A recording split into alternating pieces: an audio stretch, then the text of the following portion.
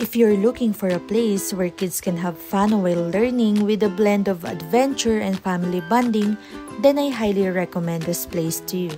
Muli nga kaming nagbabalik nang malaman namin napakadaming newest attractions and activities sa adventure park na ito, tulad na lang ng pottery clay making. At alam nyo ba na dito lang matatagpuan ang nag-iisang giant book sa buong bansa? Kaya naman from Santa Rosa, Laguna ay sinadya talaga namin ang Barangay Palumlum, Alfonso, Cavite para puntahan ang premier destination in the south, ang Reptiland Adventure Park. This park is promoting educational and cultural theme, kaya naman swak na swak para sa mga estudyante. Sa dami ng mga attractions and activities na pwedeng gawin dito, ay talaga namang masasabi mong all-in-one pasyalan na ang adventure park na ito. Nariyan ang ATV ride, go-kart for kids, and zip line.